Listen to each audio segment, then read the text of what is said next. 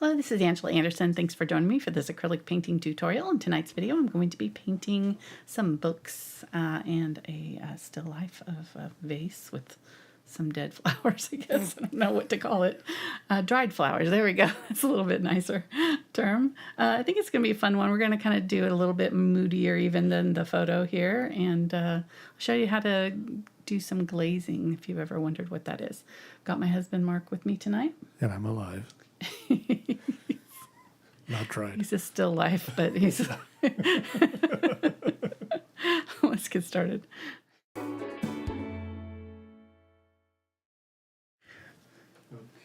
right, so I've started out with the 12 by 12 inch canvas here. We've got a guest in the studio. Went out and picked some flowers this morning. I got up early enough to brave it because it's been so stinking hot here. They're doing okay. The zinnias are like, bring it. They love the heat, so they're about the only thing doing really well out there. Anyhow, okay, back to the painting.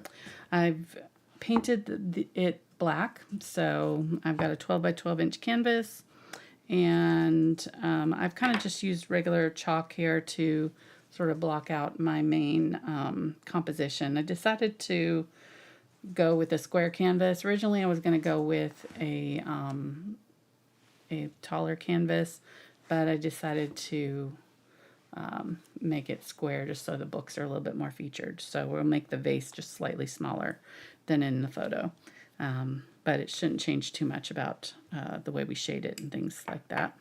You're going to want some sort of a firm brush that you can do some scrubbing. So we'll kind of do some scumbling on here, and then we'll do some glazing as well on the vase and the books, and I'll show you how to do that.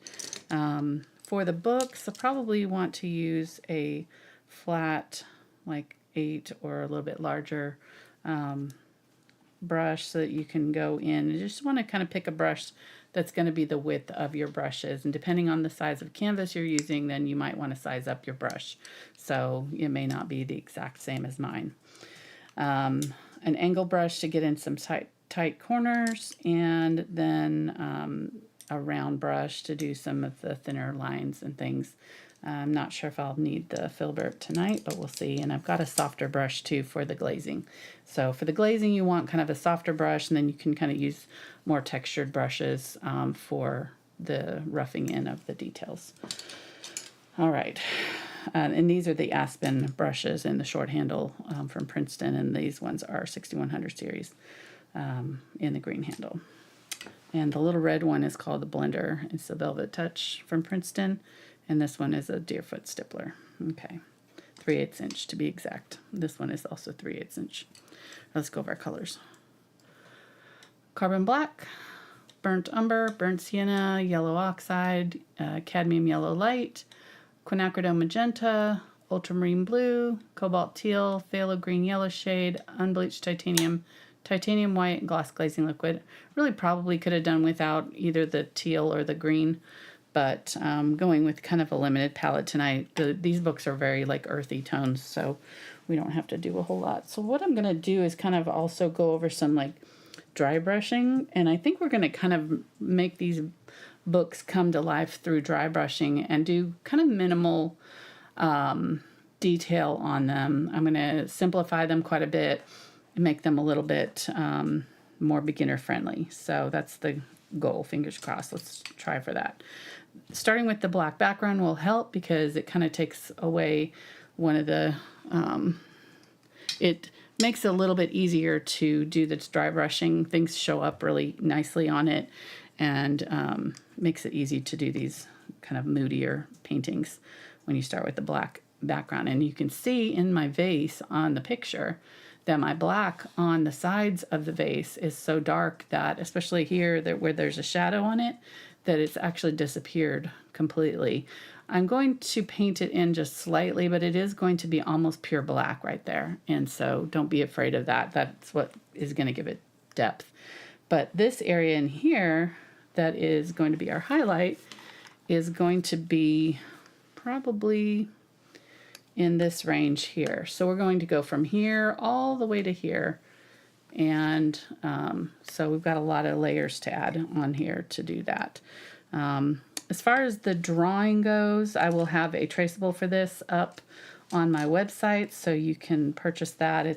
They're $3 each, or it's $5 for unlimited downloads through Patreon, so it's a good deal. I've got hundreds of traceables on there for that price. And what else? Okay, so let's get going. As far as the drawing goes, you know, this book here, if our halfway mark is here, that's kind of where I started and came over just a little bit to do my line down. And it's actually kind of tilted in the picture, so I'm really just kind of wanting rough estimates of the top and bottom of the books, and they can be pretty much anywhere you want them to be on here. Like, they don't have to be exactly like mine are.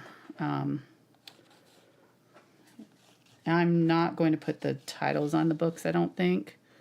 So that'll take one level of difficulty off right away. And you can see that they're kind of going out to a vanishing point somewhere up in this direction here. So the ones in the middle, these will kind of go straight. And then as we come out, these sides are going to kind of angle in a little bit. So that'll give us like a little bit of depth perception. And that's about it on that. And then for the vase, you're going to want to do kind of an oval and then come down from the sides. And you can make it as wide or narrow as you want here. And if you want to make yours taller, you can. The original one was kind of up here.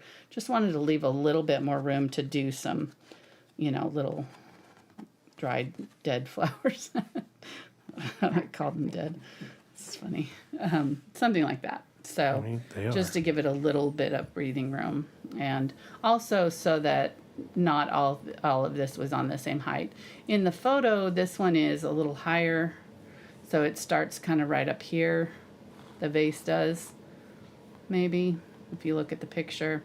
So if you're going to do your vase taller, you can kind of move it up. But I kind of moved my vase down. So it's probably pretty close to the original size, but just was moved down a little bit. All right, so we're going to shoot for our highlight to go kind of in this area there. And we'll start on our vase first. So I'm going to get the 8 flat, I think. And I'm originally just going to kind of take off some of this chalk a little bit, just by kind of tapping over it so it's not so... If you could draw some eyes on that vase real quick, just to make it look like it's... Draw some what? Some eyes. On the vase? Yeah. I mean, it just looked like you kind of like drew a mouth. Eyes are in the wrong spot. Goofy. I've got to go above the mouth. That's the mouth right there. Oh, okay. Oh, is that the mouth? I was thinking of the shot. Oh, that's the mouth. There you go. And his hair going up. Okay, you do you. So I was thinking if somebody wants to do this in kind of a more modern version, you could probably just put Kindles stacked next to each other right there. Yes, yes. And then it'd be perfect. All the tablets, or just have it open with your library, like books. Oh, okay. Yeah, I like that. The library page. That would be me. I hardly read from books. I'm too blind. They make the print too small. I have to have my Kindle so I can make it wider and see the words. I don't know what happened, but I think they're making the books like with smaller print nowadays. It's to save money. I don't know. All right. Let's get to work here. So, sorry, got a tickle in my throat. I've had it all day. I don't know what's going on. All right, so I'm going to start with black, but I'm going to add some ultramarine blue to it. And kind of 50-50. That's going to be my vase color. It's kind of blue. You can see in the picture the highlight kind of brought out the blue tones in that black. And a lot of times blacks will have kind of some blue in them. I don't know. I might be good with that. I don't know. I think I'll add a little bit of warmer tone in the highlight here, but we'll see. Let's kind of create a little string of shadow colors too. Really should be using my palette knife here.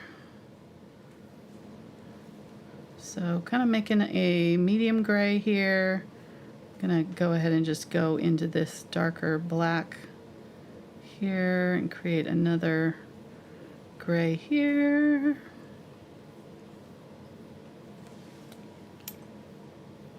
Let me do it the right way here because I'm just wasting paint. Get you some black. Get you some blue, about 50-50. Maybe a little bit more blue than black because that black is going to take over. So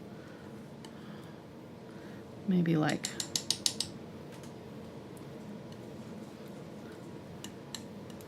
two parts blue to 1 part black. Okay, so there we go. So I've got my darkest dark here. This one's black here. So I'm going to put that right next to it that has the blue in it. I'm going to add a little bit more blue, scoop up some of that color, and I'm just going to grab this whole thing here that I mixed. Mix those two together.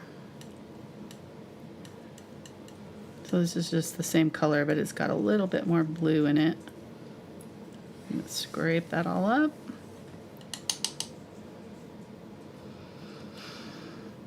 Take some of that color out, and I'm going to scrape all this gray up and all this gray up that had the white in it. Mix that together. And the reason I added more of the dark is because I need it to start to kind of get a little bit darker, but not as light as I had it there. Okay, so there we go there. I'm going to take some of that, and I'm going to add some more white. About 50-50. Okay, that'll get us started there, and then we'll keep adding white to this, but I want at least like 3 or 4 colors towards white of this, and then maybe I'll just use what's left on my palette knife and get a good glob of white here. And if it's too gray and it doesn't have any life to it, you can add a little touch of the blue to it. And I might do that as we get paint in here. We'll see. But I might leave it to glaze. So if we decide we need blue after we get it all done, we can fix it with a little glaze, and I'll show you that later. Okay.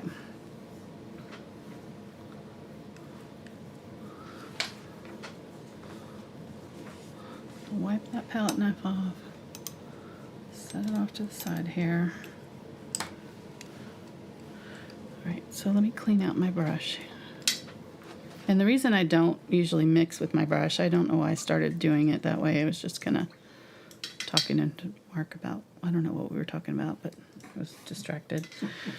It was a good distraction, but I gotta use my brain.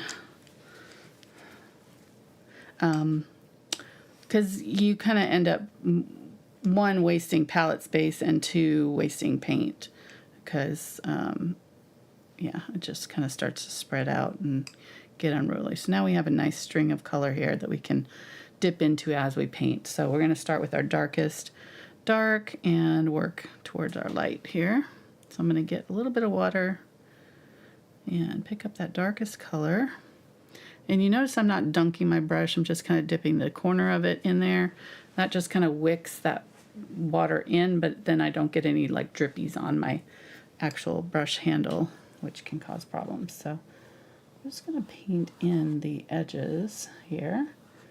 And it's probably not going to be super visible because, like what we said, where this layer is going to be nearly invisible back here. So I'm just going to cover all that chalk. Try to keep my shape.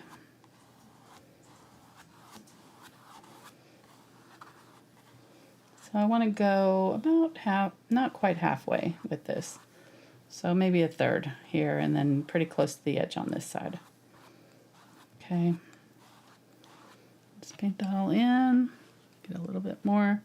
Now inside here is going to be completely black, so get a little bit of that black and go in here and do my oval. Okay.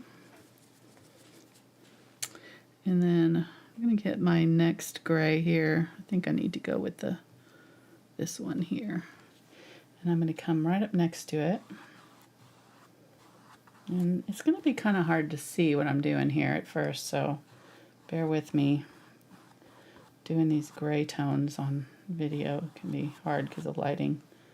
It can be a little bit hard to see, but hopefully you're seeing it a little bit. Okay, so I'm going in like that.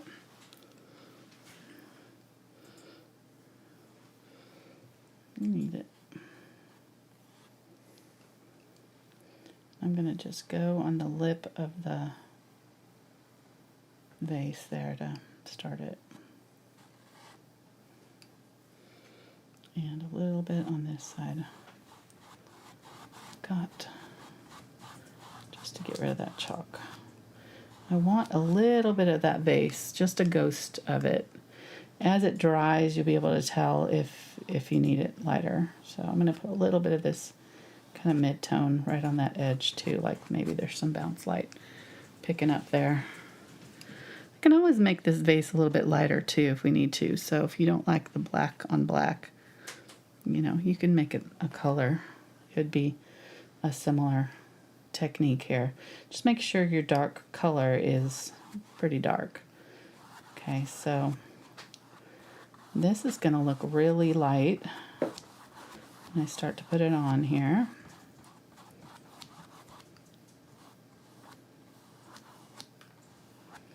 And you can see how the paint's breaking up there.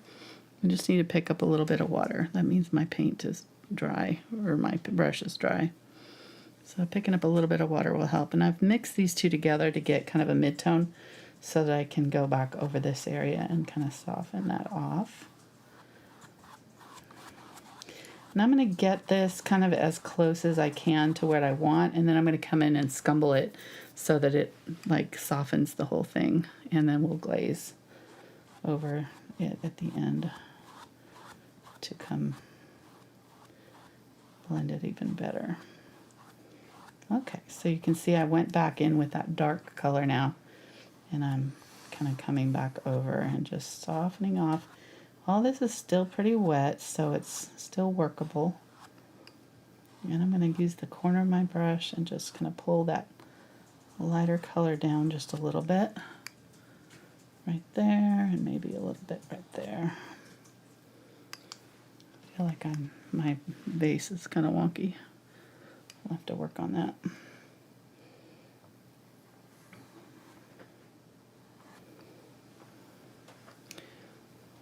I need to get a smaller brush. Let me get my round brush here and use this kind of darkish mid-tone.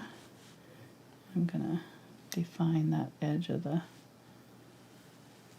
vase. That will help give me a place to shoot for. And this is gonna be all glazed back dark, but I want to put it in for now while we're painting this part in.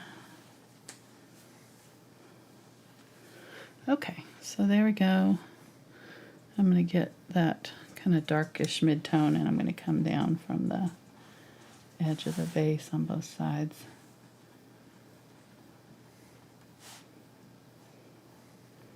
And just kind of soften where that lip is a little bit while it's wet. You can kind of pull it, push it around a little bit. Don't have a lot of paint on my brush. If I have too much paint, it'll kind of smear, and that's not what I want. All right, so there we go. All right, so I'm starting to see it. I definitely see that I've come out farther on this side than this side, so I'm just going to widen out this. Make him a little bit chubbier on this side. Give him some hips. There we go. There. Okay, that's nice. Better. All right, I can set that aside for now then. Go back to my round brush, or my bigger brush, and let's go with our lightest tone here. Now at this point, I've kind of done this. This is still wet, but this is starting to dry. This is a little bit wet right here. I can see because it's kind of shiny. And you can tell, like, you know, if you kind of touch the back of it, it should feel kind of cool if it's still wet. So it's not super obvious on this one. So it's almost dry. So I think I'm safe. I'm just, as long as I stay away from that area, I need to let it dry in between layers. If it's starting to dry, you want to let it go. So let it go. All right, so there's our mouth, or whatever Mark thought it was. Did you want me to sing for you? No. All right, so we're getting to the point where we kind of need to switch now brushes to like something like this or a blender, because otherwise we're not going to be able to blend this out. So I'm going to get a little bit more of that color. While that's wet, I'm just going to kind of smush it around. You can see how it's smoother it is. Now that I know I've got the color on there smooth, I'm going to wipe that off, and I'm going to attack the edges. And just really scrub the heck out of the edges. Attack. You got to do this while it's wet. Do not go in the middle. It's what we're doing is pulling the paint off. So if you do this in the middle, it's just going to pull all that bright paint off of there, and it's not going to give you the look you want. You can kind of see it was already starting to dry a little bit there because we got a slight halo. So I'm going to get that mid-tone, the next color over. Add that. And this is okay that this is bigger than what we want. It's fine. We're going to need to do this a couple of times to get it to where we want it to be. And I want to go up a little higher with this too. It's kind of up, meets the lip right there. Okay, and then as we go out here, we just kind of don't scrub as much and just use what's left on our brush. We can kind of get, and this is scumbling, when you go over a darker color with an opaque, lighter color by kind of scrubbing. Okay, so we're pretty close to where we want to be. I've got kind of a weird ring of dark around that, and that's just because that was starting to dry before I switched brushes. So I'm just going to let that be, because if I try to mess with it right now, I'm not going to be able to fix it, and I'll be lifting color. So got to know when to move on and come back. You know, you just got to let it do its thing. And all right, so it's all about layers. We're on what, layer 2 here. Probably have at least 2 more layers, maybe 3 more layers before we'll be completely finished to get it kind of looking real smooth and blendy. All right, so let's work on our books while we're letting that dry. And I'm going to go ahead and go back to this 8 flat here. And while I don't want those to dry out, so I'm going to spray them with water. And we're going to work on this green book here. So I'm going to get my phthalo green and my yellow oxide, maybe a little cobalt teal. I use the yellow oxide because it'll neutralize the tone of it a little bit. Could also have used burnt sienna too if I want to take it down even more. I do want it to be a little bit more blue-green, so I might just add a little bit of our ultramarine blue there. Okay, so that's a nice color. And I probably will add our browns to darken it up. Let's go ahead and put it in, and I want to go dark to dark on these. Make it a little bit darker in between the books, in the creases. So I'm going to go this way with it. You can also use tape if you want to at this point. Like we've been working on these with my challenge tutorial. This is Thursdays, 2 hours every actually Friday. Now we moved it to Fridays. Anyhow, once a week. Doesn't matter. one day. I swear. I'm the worst storyteller. I can make it so long that you, yeah. Anyhow, so we're working on this with my challenge patrons and challenge tier patrons, and this is probably 5 or 6 hours work, I think. No, yeah, 6 hours at least, because we blocked in everything, and then we worked on half of them for 2 hours and another. Oh, spider. Oh, buddy. Okay, go back on the flowers where you belong. Do you see him? Okay. Here, I'm going to pass that on to you. You can deal with him. That's Mark's. Where'd he go? Oh, there he is. Hey, Yeah, buddy. he's cute. I don't want to kill him. He's doing a good job. He's just killing all the bugs on my flowers. I just don't want him in the studio. All right, I think I'm gonna add a little bit of, well, no, I'll start with this and we'll see. So what I was gonna say about that other thing before the spider interrupted us was that you can add tape to the sides if you're worried about getting, too far over. So, but I'm just gonna kind of use that flat edge of my brush and set my brush down the top of my book and just drag it across. And I'm just going to do that all the way down. And try to kind of lift it just before it gets to the end. Flip it over. This is a really easy way of doing your book. We're not going to be making ours nearly as detailed. The reason I was showing you that is, one, to just let you know if you want to do a little bit more detailed stuff. I do that on Thursdays or Fridays with my patrons when I, have more time to spend and take our time and make it, more ultra realistic. This is Tuesday nights. We try to keep these YouTube ones to a couple hours just so Mark can go to bed at a normal time. He has to work. He has to leave. He leaves work early in the morning, so he goes to bed early. Early, 9 o'clock. Come on. What? You go to work at? Well, no, Four. when you said go to bed early, Oh. it's 9 o'clock. That's late. Early is like 8 or 7 or 8. Okay. Okay, Grandpa. All right, so there we go. You can see it's kind of, I want it to look a little bit broken there on the edges. What'd you say? It's Peepaw. It's Peepaw, that's right. Sorry, not Grandpa, Peepaw. Yeah, we saw a meme the other day. It was like, what was it? I can't remember. It was so funny because it was like, suddenly your name is Peepaw for 15 years. So one kid mispronounces Grandpa, and you're Peepaw for the next 30 years. That's pretty much how it went. And I own it. Exactly. He's the best Peepaw. I picked my name before they even got here. So that's how you're supposed to do it if you care. Shout out to all the Gigi's out there. Yeah.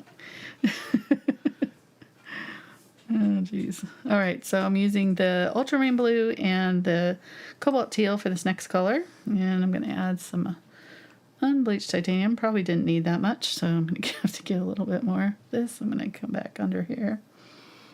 There we go. And, if it looks too bright too, you can always add a little bit of brown to neutralize it. But I think I'm okay with this. I'm going to do the same thing. I'm going to kind of start just before the edge and very lightly kind of drag it side to side all the way down.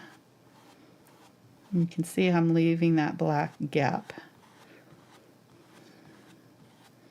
It's a fun way of doing these books. Doesn't take a lot of skill, really. You just kind of have to have a little bit of a steady hand. Probably the vase is the hardest part of these, so you could always leave it out. But there we go. So there's our second book, and we'll come back in and add some shadows and things. It's not finished, but we've got it pretty close.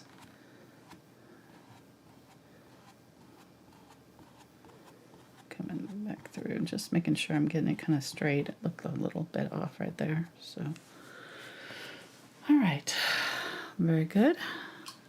Next, we're going to do this kind of off-white color. So I'm going to get my unbleached titanium and maybe a little bit of the gray, which had the ultramarine blue and black in it.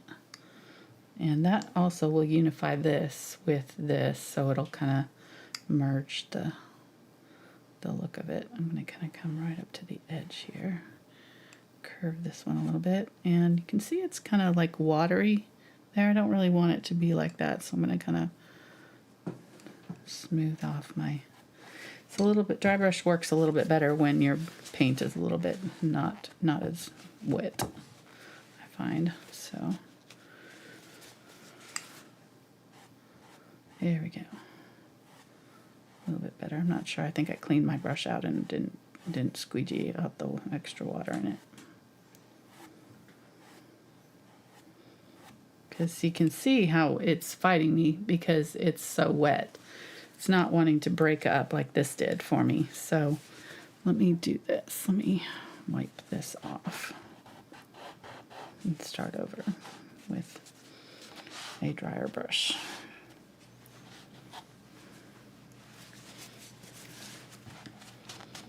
I took off a little bit of my paint there too, but that's okay because this is going to be in that white area. So I pick up a little bit of that and just make sure that this is dry. And let's try that again. Okay, there we go. See how it's breaking up? That's what we wanted to do. Very light touches.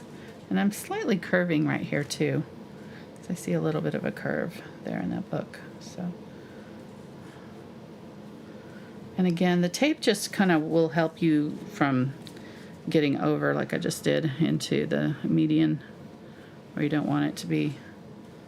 So, or you can kind of go back in and put your chalk lines back in. My chalk lines that disappeared on me somewhere along the line here.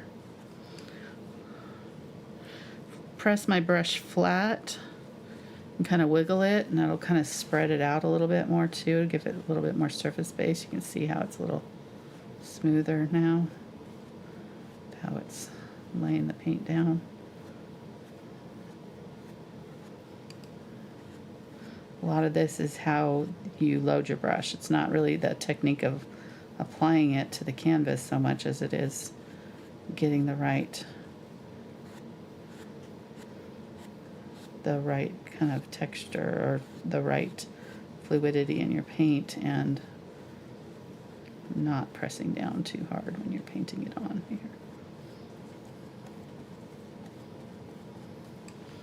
All right, there we go.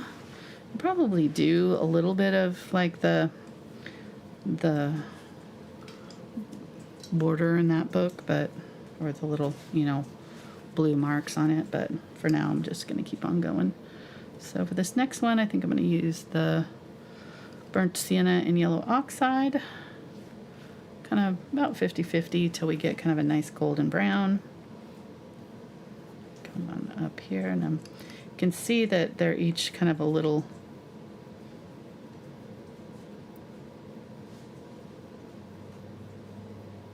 leaving that on the paper towel to squeegee out the water.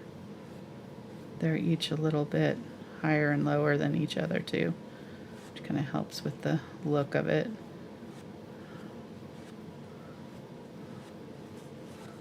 They don't end in the same spot.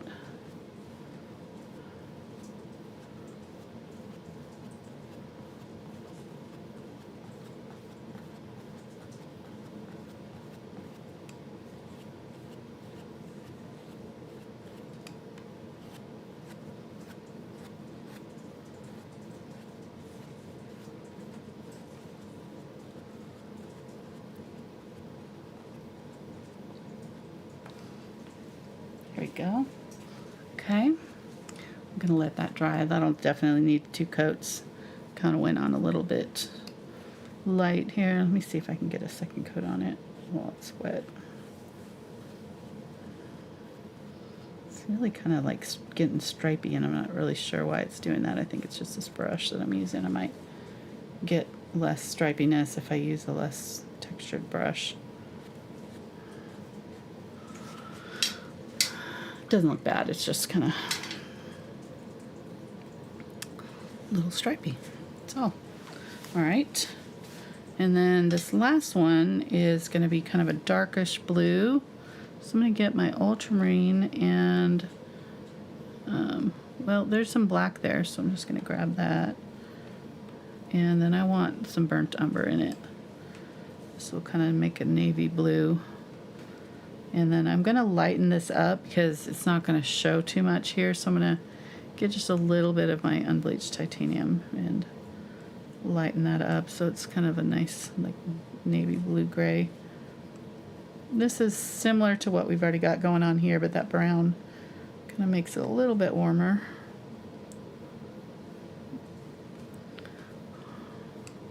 I'm just going to use up the last of that ultramarine. Okay, we'll see. This may be a little too light, but we'll see. All right, and then this one is the tallest one on this side. The two ends are kind of tall.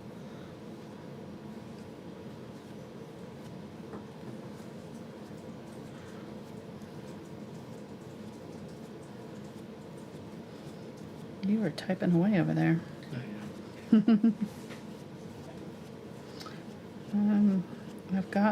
I just got approved for some photos that I was wanting to paint.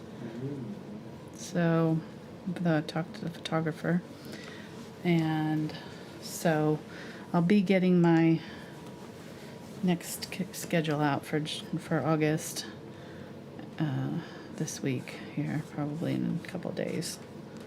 All right, so I'm just going to kind of gently kind of go down there in that last one, and then I'm going to start on the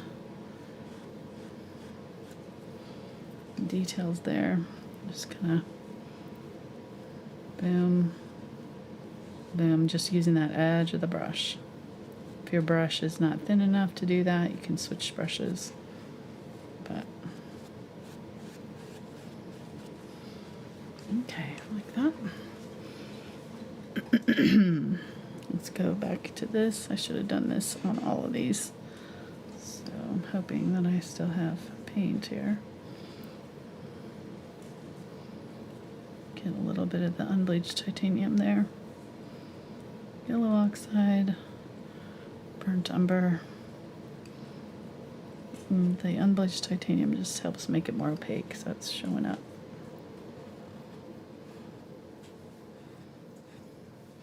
Okay, and then I'm going to use this color on this book, give it a second coat.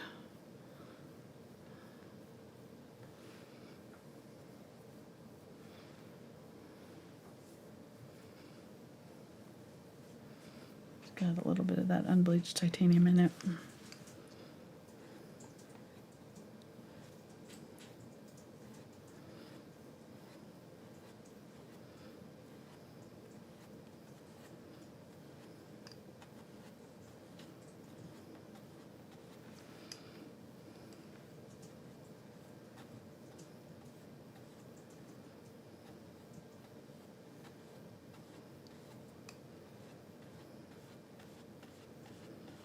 Okay, now I'm not loving that, so I'm going to wipe my brush out. I'm just going to kind of pull down those edges and kind of soften them off a little bit.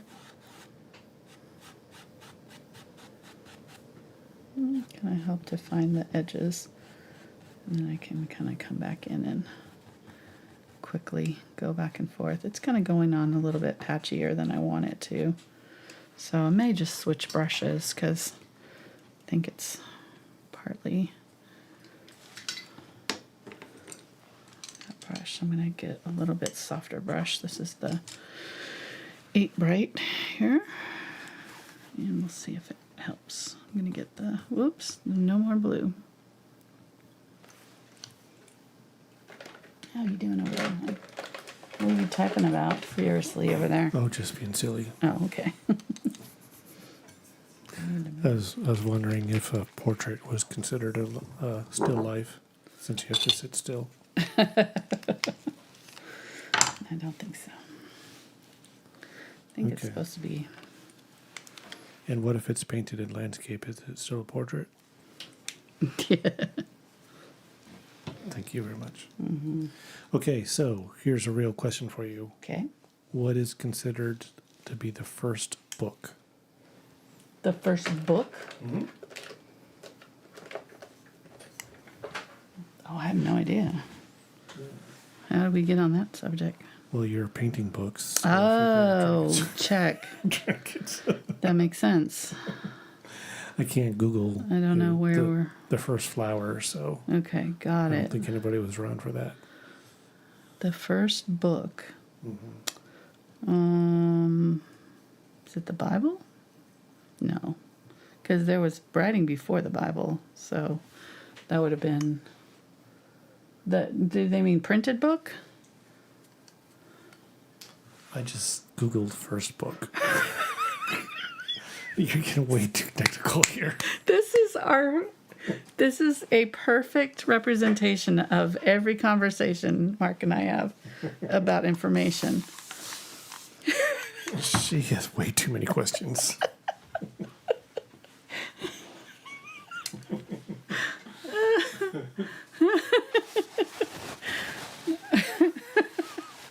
He's a headline guy all the way. Exactly. I'm guessing Bible. Okay. What was it? All right. So what is considered the first book is the Epic of Gilgamesh. Okay. It's an epic poem from ancient Mesopotamia. Wow. It dates back to the late 2nd millennia BC Interesting. and is carved in Akkadian on clay tablets. Wow. I do know, I think the first printed book was the Bible, though. I think. But I could be wrong. I don't know. All right. I'm going to stay away from that. How many times can she say Bible in one go? Sorry if you came here for that and were disappointed. That's not what this is about. Oh my gosh, that's funny. The oldest surviving dated printed book is the Diamond Sutra. It's a Buddhist text printed in China in 868 CE. I don't know what CE is. Interesting. Okay, so I'm probably way off with the Bible.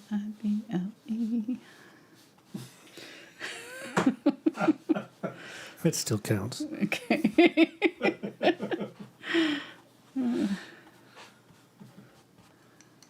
If you know, you know. That song is stuck in my head. You're welcome for the earworm. We know where you spent your summers. Exactly. Yep. Okay. There we go. Just giving everything a second coat, pretty much, and going a little bit lighter this time. Okay, nice. That works. And then right in the middle, I'm going to get some white. Why is my palette? I guess my palette has a bunch of water on it. I need to sop up. When I sprayed it, it just kind of... So every time I'm trying to mix a new color, it's just getting all soupy. It's about time to clean it off. Let's go over here. All right, there we go. Now I'm going to go in here, kind of in the middle. Oh, I've got a hair that's stuck on here. I think it's like 4 layers deep now. We'll paint. charge extra for this one. Make sure you make note of Oh, that. yeah, I know. Somebody will be able to clone you. It's really in there. I'm not sure if I can get it off at this point. Well, it's going to create a texture, so I kind of really need to get it out of there. The next art sale, this one will go for $5,000.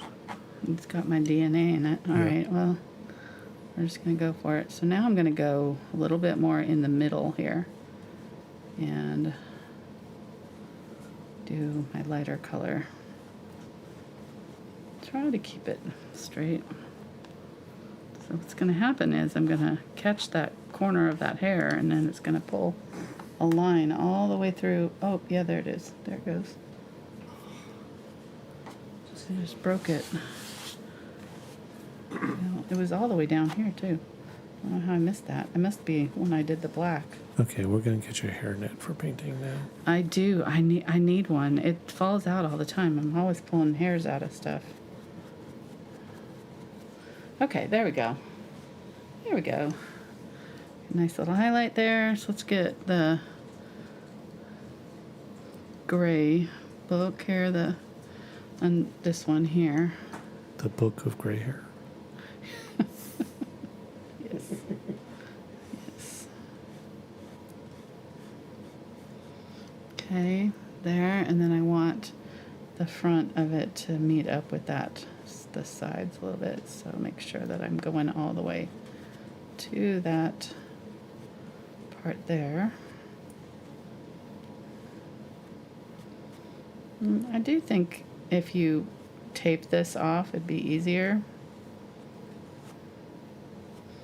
I did tape my other one off that I was doing with the challenge tutorial at one point, because I was doing a bunch of smaller books that were really tightly packed and just wanted to be able to paint them faster. So it's just a nice shortcut to be able to speed things up a little bit. So I'm having to kind of slow down and make sure I'm not going over too far into that other book there. Okay, then we're just going to get the unbleached titanium, and I think I'll leave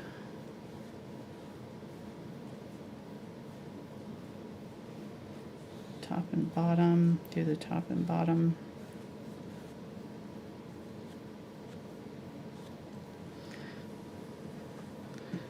And then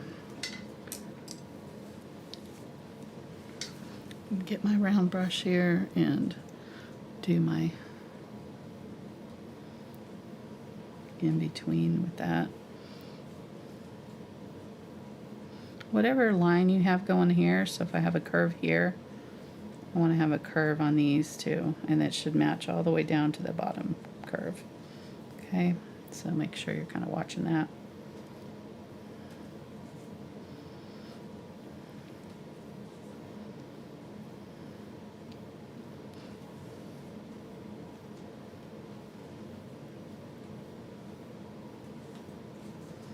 Something like that. Let's get a little bit of that unbleached titanium on here. I think I have more sections than in the reference, but it's okay. I'm just gonna kind of lightly, very lightly, kind of just go all the way up and down right there on that edge, both sides, very lightly. Okay, excluding Jane Austen. Mm-hmm. Do you have a favorite book you've read? Like Yeah, ever lots of of all them. time? Ever of all time. Yeah. Oh, that's tough. And we'll also exclude the Bible. Really, the Pride and Prejudice can't be in there because that's my favorite book. But okay, so besides my favorite book, What's your favorite seems book besides your not- favorite book? not fair. This Which question. would make it a second favorite book. Second favorite book, okay, because that is pretty much the first like 5 would be Jane Austen books. No.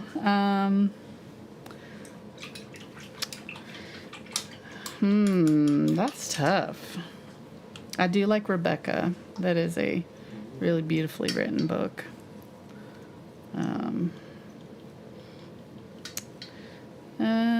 I've read everything by Alona Andrews. That's one of my favorite authors. It's a husband and wife team. They do like fantasy series. I love their writing, and they're really kind of funny and smart. You know, good dialogue, not stupid people. And like that kind of annoys me when the heroine does stupid stuff. So they're pretty smart characters for the most part. I like the Jim Butcher. He's a good author, so I like his books. The Dresden Files. I've read all the Outliner except for the last 3. I think I read the first 4 or 5. I like those, but they kind of got a little repetitive, so not as into them. I'm been following the series. I don't know. I could talk about books all day. I like a lot of different kinds of books. Well, see, that's the problem. Like, unlike me, having read only maybe a dozen books total in his whole life, Right. it's really easy to narrow down my favorite book. Okay, what's your favorite book? Well, the only one I can remember that I actually read, Can I guess it? yeah. Black Hawk Down. So that was a good book, Okay. but no. What was the other one you read? It was Blind Man's Bluff. That's the one I was thinking of. Yeah. That one was a good book. That's the one I was thinking of. C.S. Lewis writes some good books too. The Old Man and the Sea. Tolkien was good. Old Man's, yes. Yeah, all those classics are kind of go without saying. Those are all. I think To Kill a Mockingbird would be up there in my favorites. For sure. Are you doing anything special right now in your painting? And I like Jane Eyre too. Jane Eyre is really good. Read. I never liked the movies until I read the book, and then I was like, oh, okay, I get it. The book's way better, as it always is, but that one is for sure better because it's mostly her talking to herself, and it doesn't make sense in a movie as much. What were you saying, hon? Just wondering if you were doing anything special in your painting there. Well, I'm going in with my gray here and kind of filling in this bits because it was looking a little patchy, so just trying to make it look a little less ghost-like. Okay. Same colors that I was using before, just filling in here. And then I want to kind of put a highlight down the middle of this book. It looks very janky on the side here, and I think it's because this is not straight right there, so I want to kind of straighten that out. And this is where the tape can come in, because what I can do is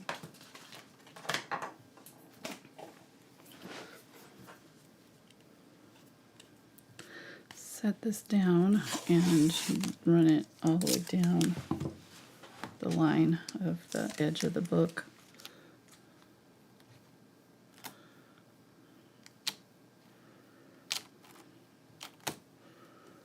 So it's going to get right there. See, and this will also help with my straightness. So let me check with my T-square. You could use a T-square for this too instead of the tape, but yeah, that's pretty close. Coming in a little bit on that. I think we're good enough. Doesn't have to be perfect. I'm just gonna do this, and that will make it so much easier for me. Now I can go along those edges just a little bit. Get some of that gray, or the light gray, and that unbleached titanium here, and I'm just gonna scrub it down there. I've switched to my angle brush here so I could get into the little tighter corners too. I didn't mention that.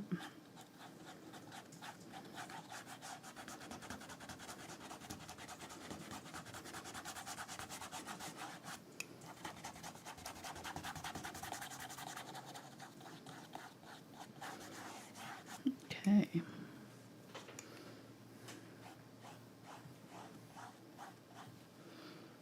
Just using the unbleached titanium here, and I'm going to kind of go just inside where that tape is, but now that I have it down, I can kind of tell where my borders are a little bit better.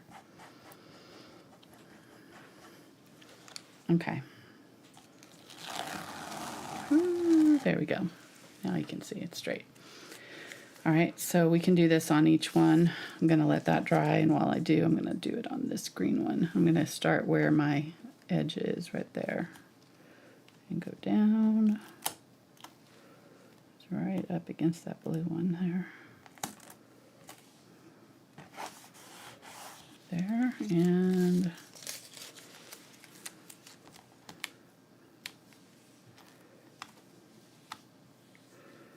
right here. And try to make sure that I'm kind of getting them the right width here. Okay, so now I'm going to go back to my bigger brush here, I think.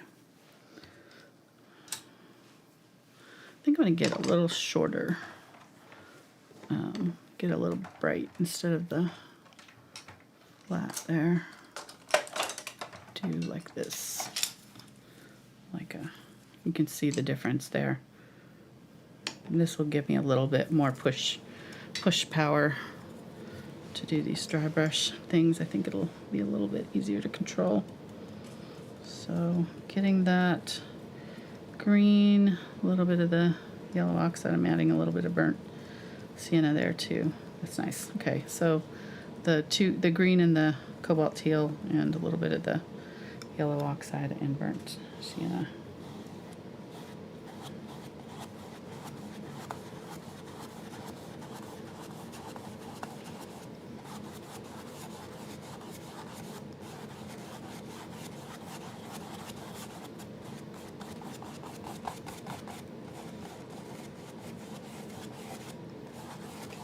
I'm still kind of going pretty light with my coverage there on those edges. I don't want it to be super bright on the edge because I want that dark to be there. Right, so I'm going to get some unbleached titanium with my green and my cobalt teal, and then I'm going to go in the middle of this, and you can do it while it's wet, it's fine.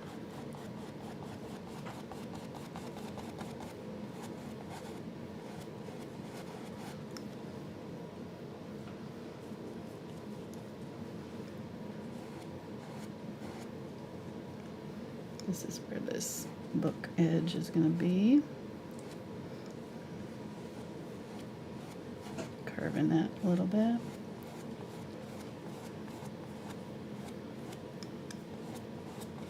There we go. Now it's coming off. Just need to press down a little bit harder.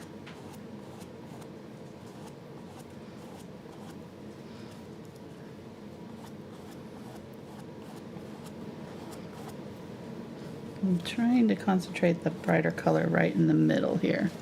So if you get it too far to the side, that's fine. We can fix it later, but just try to maybe kind of be lifting it a little bit before you get right up to the edge.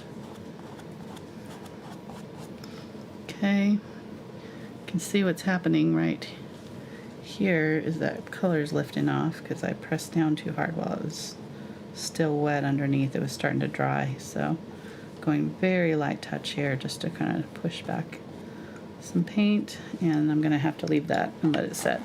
I'm going to put this edge of the book in here.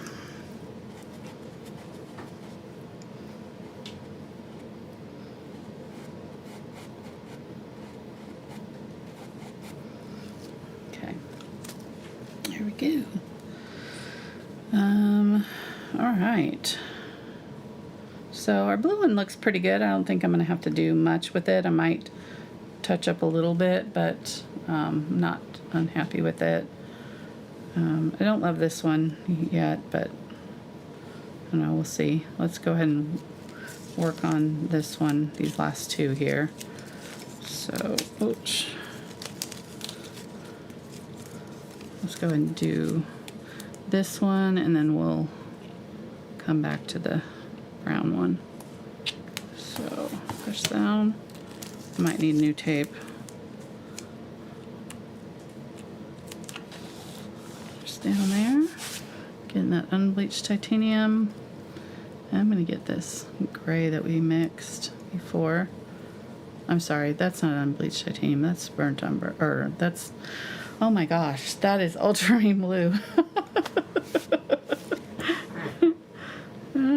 I am in art brain full on. Full art mode. Okay. Now I'm even going to get some of this blue here. Okay, press that down and use it to go across. There we go. Now I'm gonna kind of go somewhat thick with this because this one's kind of disappearing on me, so I'm gonna go a little bit lighter than maybe what's in the picture, just so it is visible.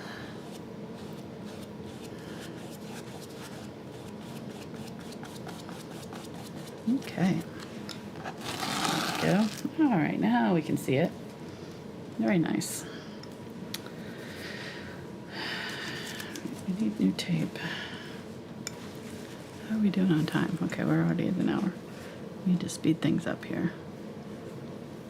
Get some unbleached titanium and some yellow oxide. And I'm going to grab a little bit of that gray just to tone it down a little bit. I'm going to use this to do my book pages. I'm just going to set my brush and kind of flick it out.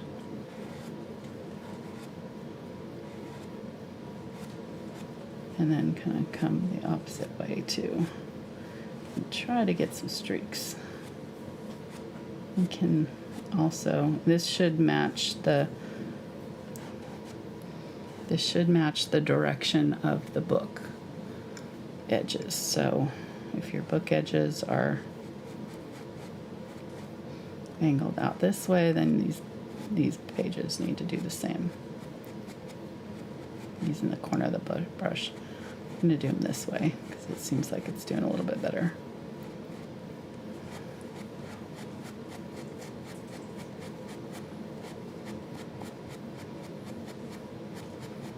You can also tape this off if you're having a hard time controlling where it's stopping. So whatever makes it easier for you, do that. We were watching Ten Hun video. He's like a muralist and just a really amazing artist. He does kind of like, I don't know. 1000?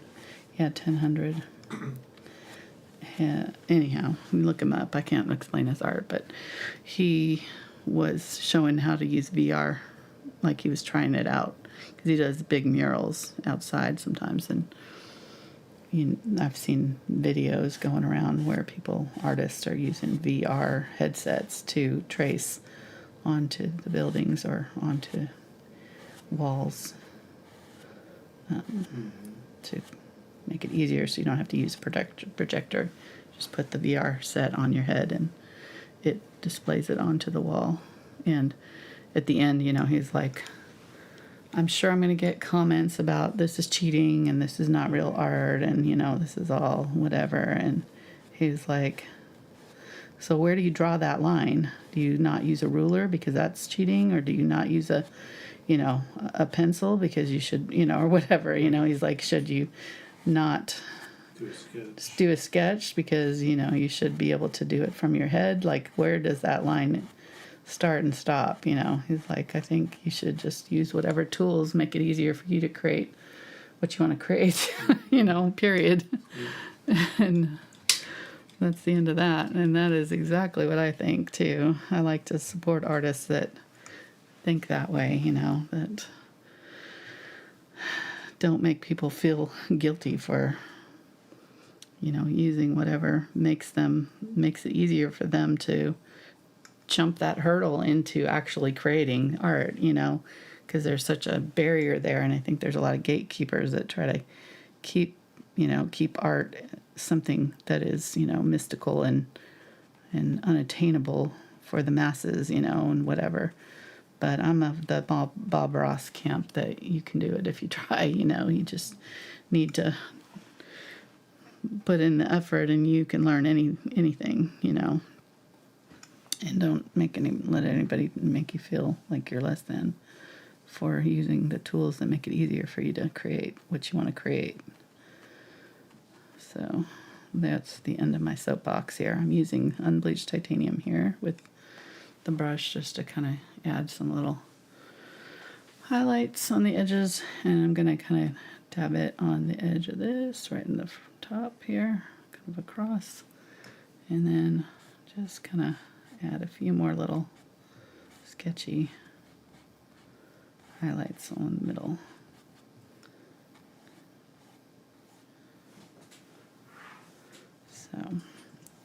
anyhow, early on, I mean, I never even really thought about it. I've always had, tracing and, I mean, I draw, but if I've got something super complicated, I'll trace it all day long. It's like, why do that to yourself? Why add another 10 hours of work to your, to your painting if you could just trace something? I think drawing is an essential skill, and don't get me wrong, you need to learn to draw for sure. But if you are first starting out, why not just use a traceable and get in there and start learning? You got to learn somewhere. You got to start somewhere. So anyhow, I'm gonna stop,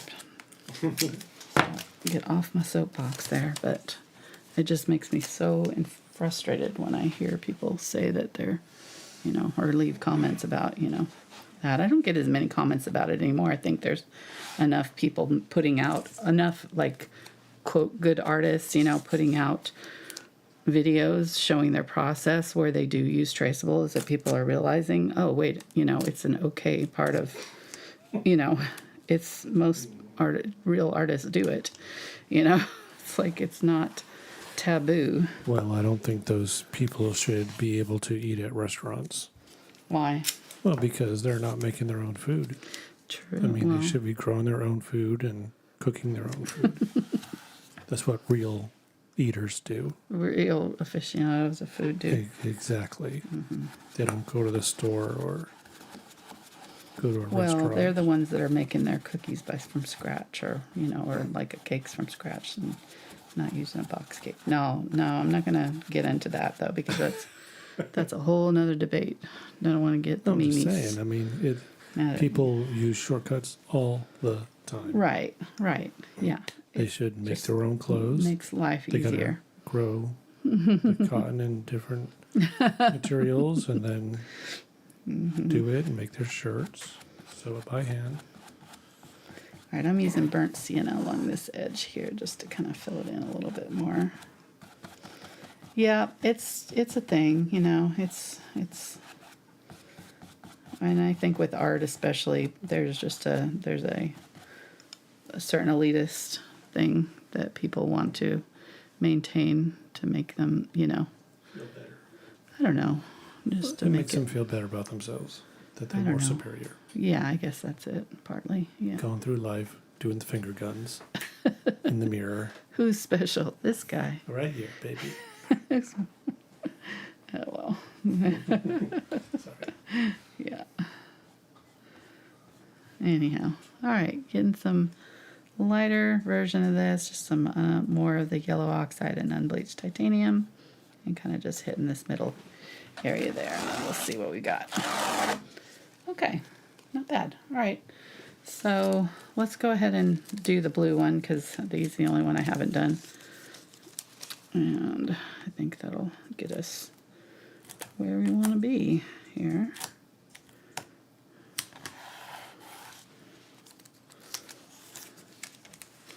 Kind of got my blue book a little skewed here, so I'm gonna kind of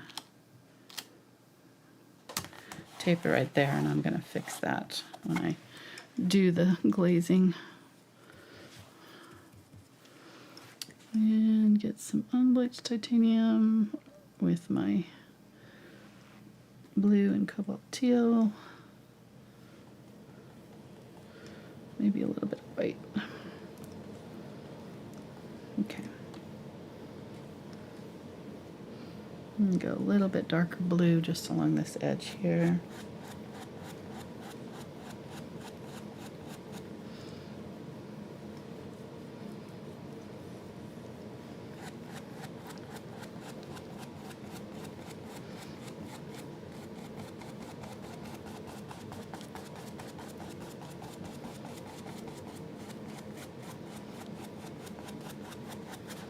Okay, and then I'm going to get my lighter color that I just mixed, wherever it is. I don't know where I did with it. Need to clean off my palette. And hit that middle line of that book.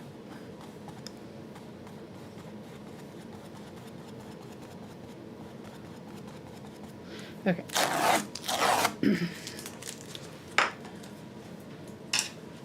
Right, and then I'm going to use this color, really kind of press my brush flat so I don't have a ton on here, and I'm going to use it just a little bit on this book here. Very lightly.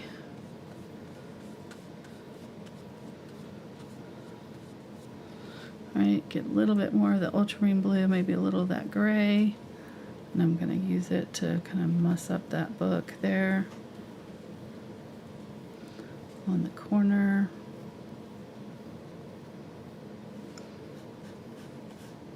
Mark it up. Oh, I didn't do the book pages on this one. What was I doing? Forgot to do my book pages over here. I was just talking and... What? Just ask that question. No, really? Yeah. Yeah. Just forgot.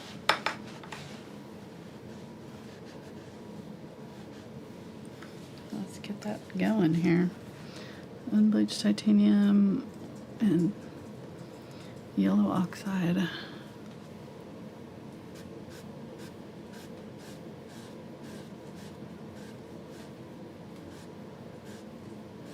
There is a little bit of a dip here too, so if you can get that, all the better. It can be hard with a flat brush to get it. So you can also do this with like a small round brush and just do a bunch of little lines. It's up to you.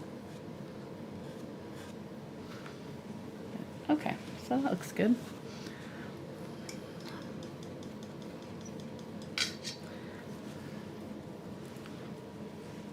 Yeah, I'm really not in love with this one. I'm wondering if I just need to make it white. Because it's going to take time to get it to where I want it to be. Alright, I'm going to go back to this brush here and we'll work on this. So I'm going to get some white. And I'm going to wipe off most of it. So I'm getting it on this Deerfoot stippler and then wiping most of it off on my paper towel. And then you can't see my paper towel, but it's got, I'm doing this to it, just wiping it most of it off. And then I'm going to take it and put it in the lightest area.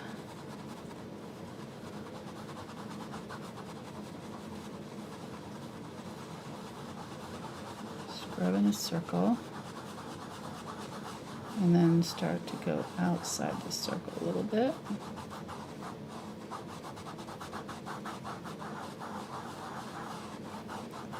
And you don't want a lot of paint on here. You should be able to, should be kind of cloudy but not super. You should have to kind of scrub to get it to come off.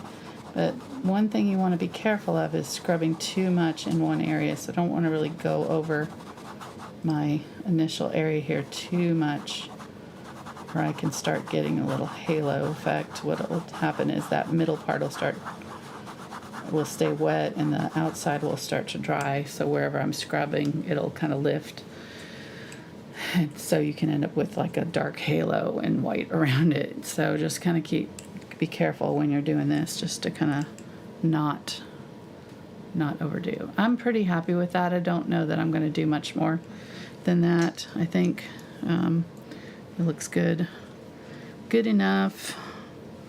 I'm going to get a little bit of that light gray and a little bit of white and just kind of touch up a little bit on the lip here. It's a very matte vase. It's not super shiny, so you know, if it was shiny you might have a little bit more of a sharp line for the shine area, like a dot or a rectangle or something like that.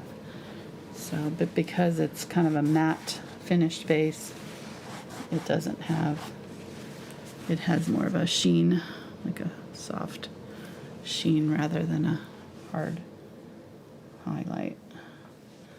All right, there we go. I'm going to get kind of the mid to dark gray here and kind of clean up that edge there and kind of soften off the border. and bring that black down a little bit on the back side into the vase, on the inside of it, just a little bit of that gray kind of coming down in. And then I want a little bit more of a highlight coming around the rim right here to mark that. And then right here, there's like a little blip where I kind of got off. So I'm going to get a little bit of the black and just kind of touch that up.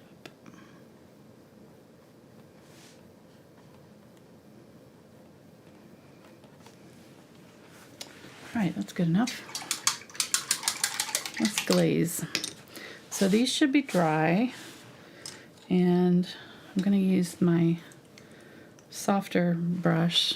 Remember I mentioned we want a soft brush. I should have these books pretty much done however we want them to be before we start this process, so just make sure you kind of get them sort of there. I probably would have liked a little bit more time with them, but I just can't tonight. But you can go back and forth with that layering of the colors and everything until you get it just so. All right, so we can glaze with any color we want here for a shadow color. I probably am going to use black and maybe just like a little bit of the blue. Probably the same color that we used over here. So we've got it mixed up right here, so we can just dip into that. I think that will work for our shadows on our books. They don't have to be all the way black in between them. I mean, we could even use brown if we wanted to instead of black on my books in the other one that I showed you earlier. We used burnt umber, I think, and sometimes use the book color itself with a darker color with it, like so burnt umber with the blue or whatever to make our shadows. Okay, so the idea with glazing is that you're going to have a are we doing okay over there? Okay. Sorry. Are you watching TikTok again? Okay. We're gonna have translucent color. So glazing, the idea is to add a filter of color. It's just basically that. It's a filter, a translucent layer, transparent, over the top of what you've painted. And the important thing with having this pretty much done is because the goal with the glazing is not to cover up what we've got, but to transform it a little bit. So we want to be able to see what we've already painted through our glaze. So with that in mind, using transparent colors is important with glazing. So ultramarine blue is quite translucent, or is transparent, and it usually will say on the tube, and you can see this little, if it shows any black anywhere, then it means it's opaque. So if it's like clear or has a line through it, that means it's one of the more translucent colors. Now, carbon black is opaque, so it doesn't make a great glaze, but we can use it here. But we'll just have to be careful when my paints are dropping out here. We'll just have to be careful when we use it because it will cover a little bit more than other colors would for glazing. Okay, so and then the way you load your brush can also help you with glazing. So I'm going to load it on the corner of my brush. It's called floating. So we've got two techniques going on. Here we're going to glaze and float at the same time.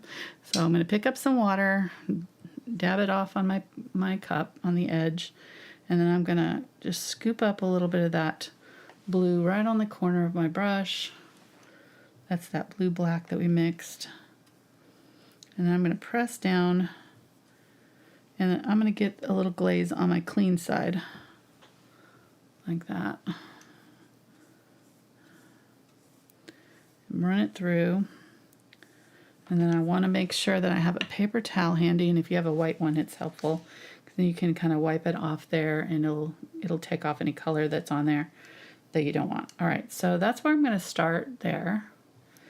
And I'm going to go right along the edge of my book, and I can put my tape back on here if I want to. You can do this with lighter colors too. Like I could go back in here with the, with the highlight color and do this, but I find that it just works better with glazing with a darker color. It's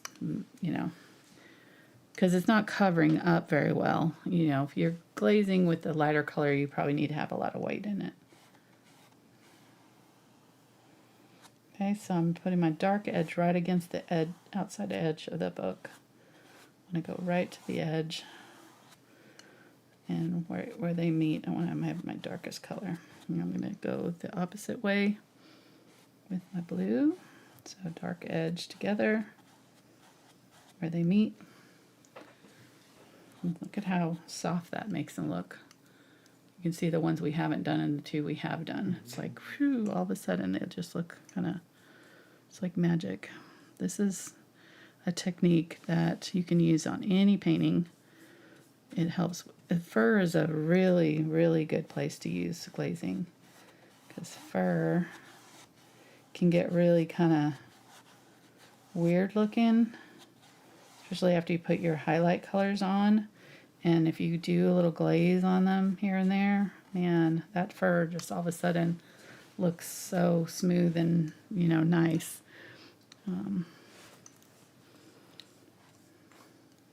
I've used this technique multiple times in multiple videos, so if you're familiar with my videos, you've probably seen me do this, but I'm just trying to kind of take a little bit more time tonight to show it. Now, on a lighter color, you can see I'm going to get a line.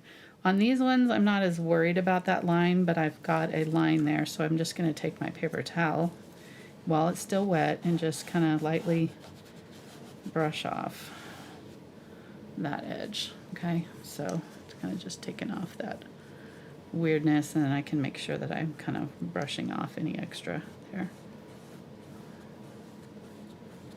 There we go. I'm also kind of doing a little bit on the bottom there, across the bottom. You can let that dry if it's streaking on you. The more you do this, the more comfortable you'll be, but you may want to let one side dry just so in case you do go over into it, you're not wiping out something you've already done. So you could go through and do all these sides all the way down and then flip your brush and do the other sides all the way the other way if you want, instead of doing them side by side like I'm doing. And that way you know that this one's going to be dry when you do the opposite side kind of thing, because it can, if you get over into that wet paint, then you might have a problem, or if you need to wipe something off and try it again. When I was first doing this, I did a lot of wiping off of paint. I was a perfectionist, and I never really did it right the first time, so that's normal. I think people think that they need to be good at something when they first start out as a beginner, and that's not true. You just gotta kind of let yourself be bad at it for a little while, be a beginner, learn it. Nothing's going to come easily unless you're a prodigy, We all had to start somewhere. I spent years trying to learn to paint and, frustrated, and until I kind of started to get the techniques down. So that's one of the reasons why I love teaching and getting to share this with you guys, because I want it to be easier for you, I had such a hard time learning.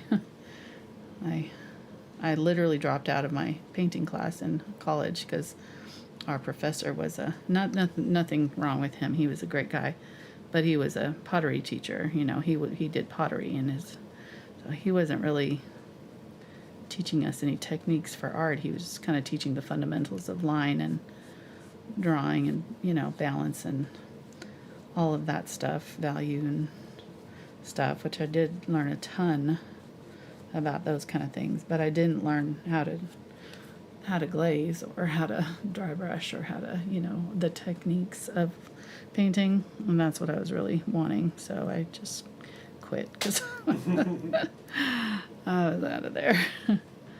I'm an art major, but I'm really more of an art history major because I got most of my credits through art history. So I know I learned by trial and error mostly.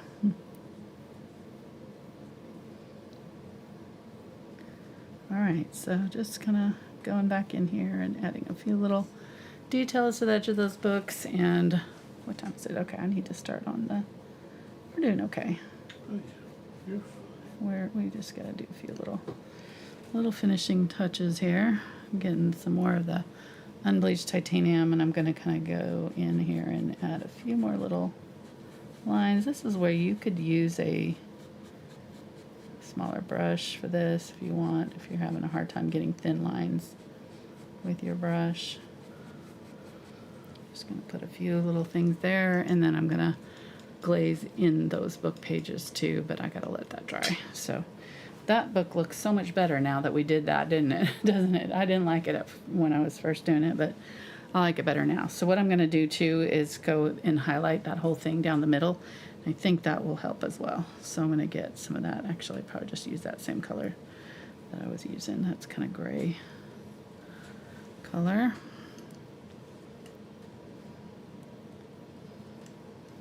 And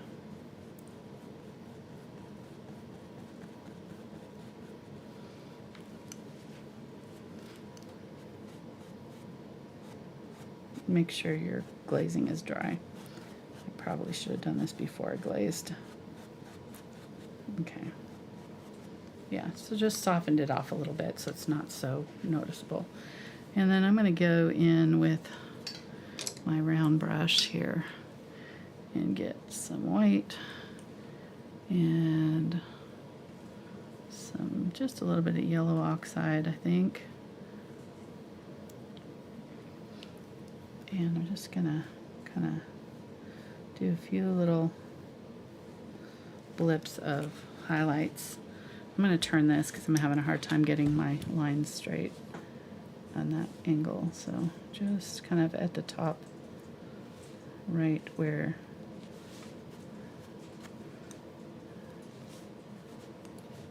those lines are.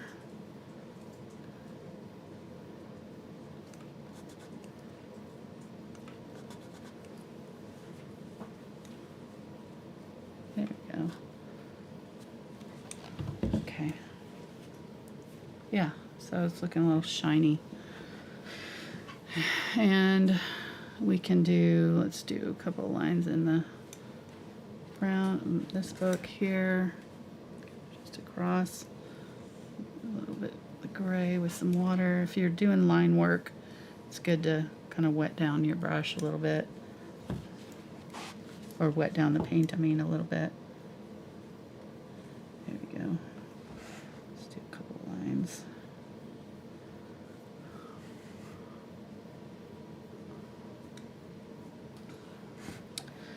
And you can do lines in the middle if you want.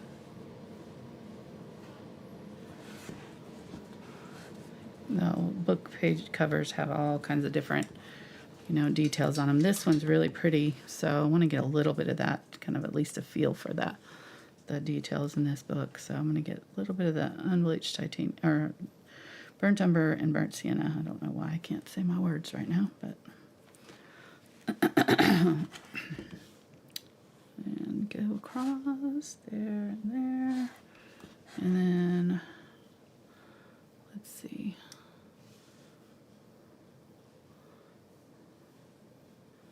There's some stripes.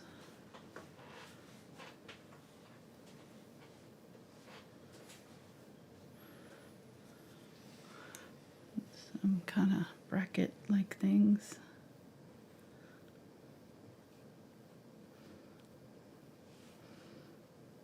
I'm just going to kind of do very rough, not if you don't paint the whole thing in, then your eye fills in the details. Then you don't have to be as precise. So,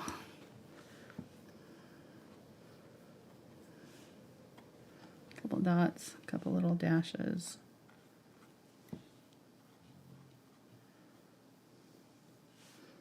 Crosses.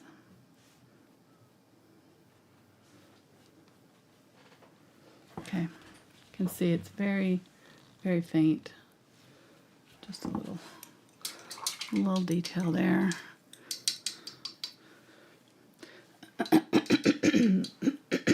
Excuse me. Yes.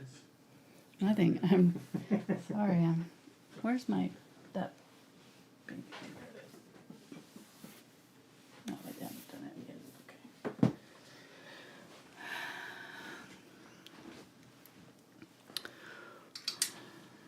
All right. That's okay. I was just going to look at another book just to try to get us some ideas of things to do. I might just do a little diamonds.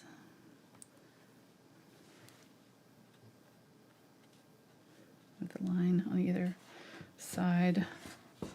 Maybe a kind of a line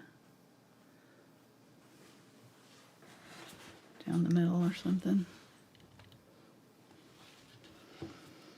And I mean, if you want to do words and you don't want to have to, stress over it, what you can do is kind of use a pencil. Just get yourself a colored pencil and like this one is.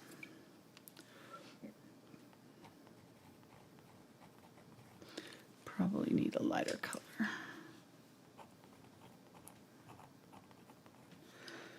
Yeah, it's not showing up very good there. So I might need a softer pencil like a charcoal or a pastel. And none of these are wanting to cover on there. I think I got too much waxy buildup. Yeah, so it'll do it on these other. I just got some waxy buildup on that one.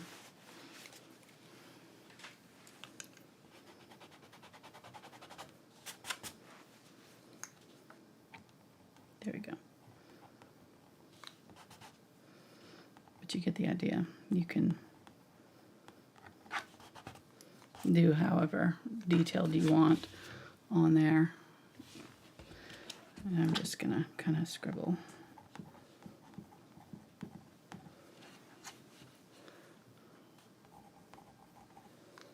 Yeah, I think I want it darker there. Anyhow, okay, I'm not gonna go all the way there tonight. Again, I don't have time for that, but you can do your details that way, or you can do it with a brush too. So, however you want to do your words on there if you want words.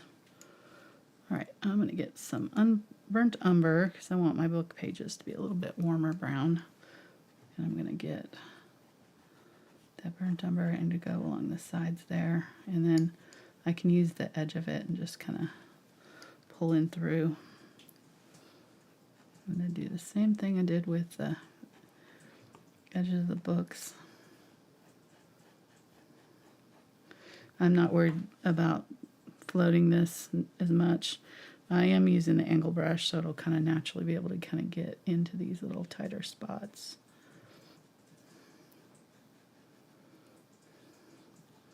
I want it dark right where the book binding meets the pages. There'll be a little bit darkness right there. And kind of right there where that back end butts up to the book. Right there. Okay. Yeah, I'm happy with that.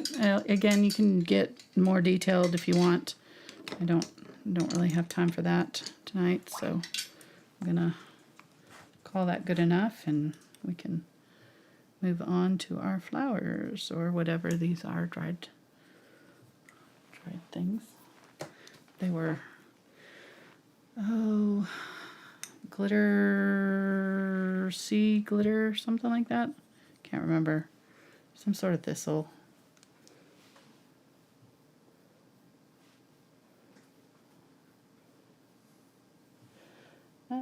Let me see. I took a picture of my eucalyptus. I think I want to add a little bit of that in there too. So I'm going to add that over here, I think, and then we'll do the rest with the globe thistle. I think that's maybe what it's called. I don't know. I can't remember. Maybe you can look it up. Blue glitter globe thistle, maybe? I don't know if that's right. I may be making that up. That sounds very sus. I'm going to get some ultramarine blue. I don't know that I needed my yellow and my magenta at all for this. I wasn't sure. Probably didn't need my green either. Let me get burnt umber, or I'm sorry, burnt sienna with my ultramarine blue and some of my unbleached titanium. And I grabbed some of this gray here. Okay, so I think that'll be good. Just kind of a brown. We're going to glaze again when we get this done, so don't worry about that being perfect there. I'm going to just kind of do a bunch of lines up here. You want this thin enough so that you can do this. You want to be able to just kind of go bloop and not have it break up on you. If it's breaking up when it gets way out here, that means that your paint is not wet enough. So just make sure. And also make sure you've got a free range of motion. So you can get these long lines without stopping. And I want them to go right down in to this edge right here. So I'm not touching it. I'm leaving a little bit of black. But all right, that looks good enough. And let's use more blue. Are you finding it? No, I was going to do an image search, but I think it's called blue glitter thistle. Just look up blue glitter thistle. I think that's what it is. blue glitter thistle. That sounds about right.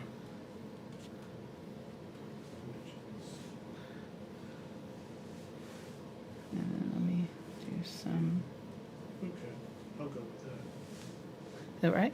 Sure. We need to supply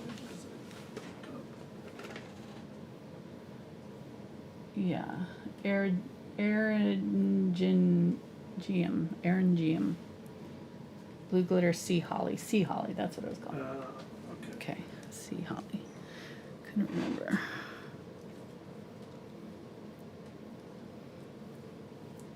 So this is what it looks like when it's dried, but I think I'm going to make it look more fresh. So I'm putting some blue into it. So I'm going to tap. I'm kind of doing the center first, and then I'm going to tap out my like little wings that come around. And if it's not showing up, that just means you need to go darker or lighter. So if you're in a dark area, you probably need to go lighter. If you're in a light area, you need to go darker. So it just depends on where you're at in the painting and, you know, that. But I'm going to tap in some highlights on here. Have it come across in front of this book a little bit. That will help kind of merge the two a little bit. I have a lot of crossover on this one. I don't want as many of these coming over on my books, I don't think, so I'm going to do a little bit less of that. I think I'm going to kind of keep it up a little bit from the book edge right here. Maybe just barely tap it in. Let me get a little bit of brown. Get a little bit of burnt umber specifically. Okay, nice. Yep, I think that'll work. And then Let's go down over.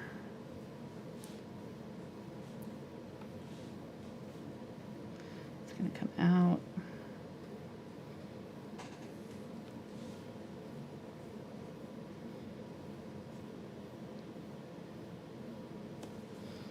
Get the lighter color.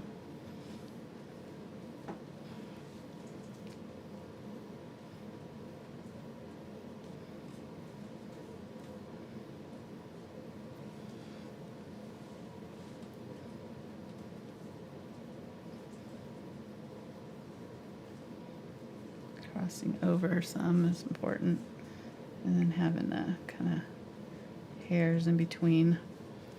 Okay, looks good. And I need to make sure that I have a good stem for it.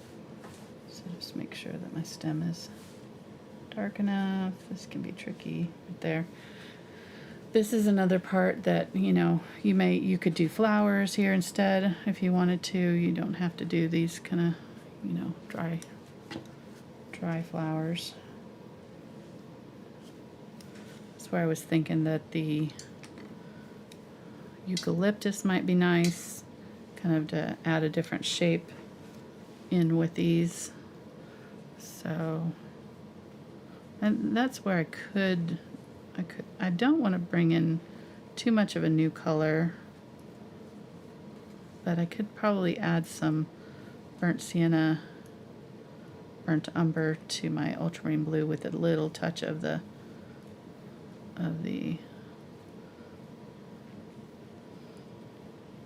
magenta to make it a little bit more burgundy colored.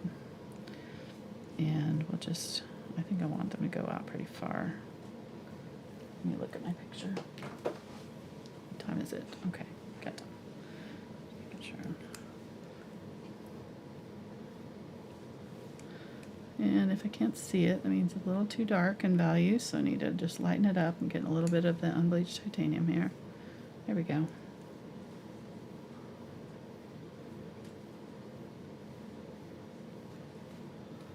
See? Okay.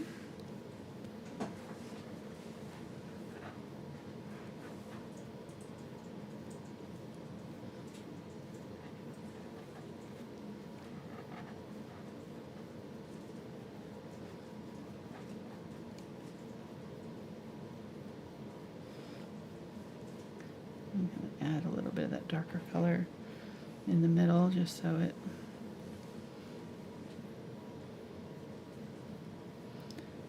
fits. Okay, I think I'm going to put this down and then I'll have some of the other things on coming on top. So I'm putting it down now. Some of these leaves are lighter than others. I'm going to get some unbleached titanium, and then I'm just going to kind of highlight the top of some of these. This paint is wet, so it's gonna should blend in a little bit. Thinking about where my light source is, which is kind of coming from this direction. So these tops of these would be a little bit lighter, maybe.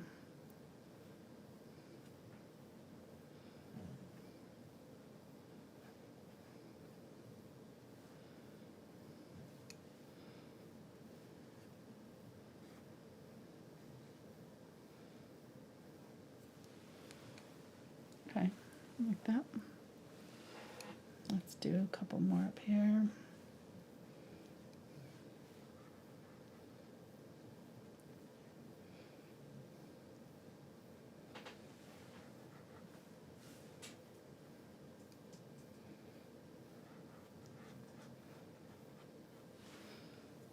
Going a little bit more. Everything is drying so fast with this air conditioning lately. I need to probably be running my humidifier in my studio because it's just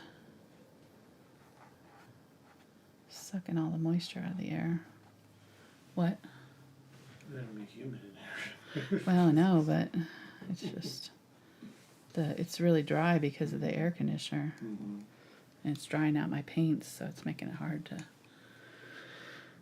get the colors down before they start to dry.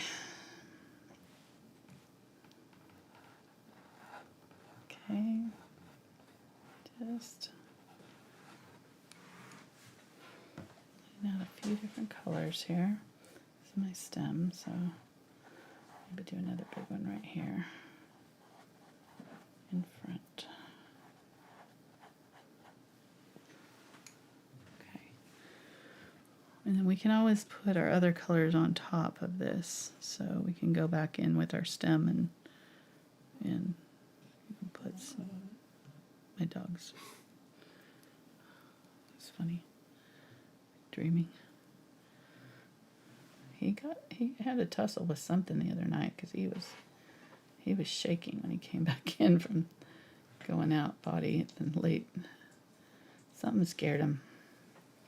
We have all kinds of critters out in our yard, raccoons and yeah, it was probably bunnies. We actually found some bunnies, baby bunnies. We've had one of our beds was kind of matted down, and Mark's like, something's bedding down in there, and it wasn't. 10 minutes later, Fitzy's out there, like literally digging in the bed, and these baby bunnies are just scattering. I was picking my flowers. He was right next to me. He was protecting me from those bunnies, that's for sure. He was like, no, not on my watch. I was having to drag him out of the bed. He was doing more damage to the flowers than the bunnies did.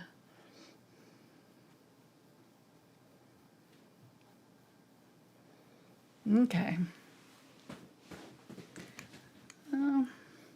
And we could do this green too, because the eucalyptus are green. Mine are dyed, this unnatural color. So that is something to think about. They do kind of look a little funky, maybe. I don't know.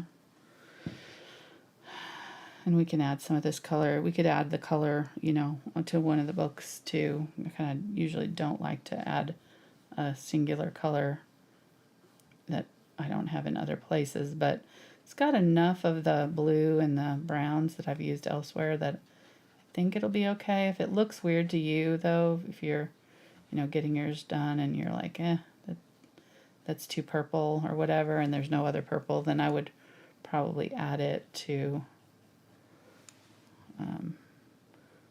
maybe the highlights on this book, or maybe in here somewhere. May add a little bit of that purple to the blue, the magenta to the blue, to make it fit. Okay,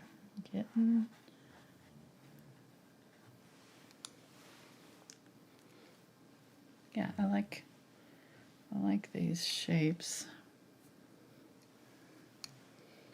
I don't think you can kind of go wrong. These are really fun to paint because as long as you know kind of look at all those different weird shapes we're getting, it's just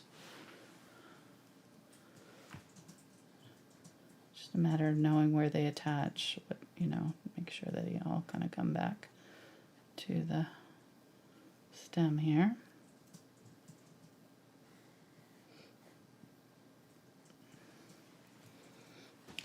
I made that a little thick, so I'm just going to make that whole leaf bigger because I kind of messed up that stem there.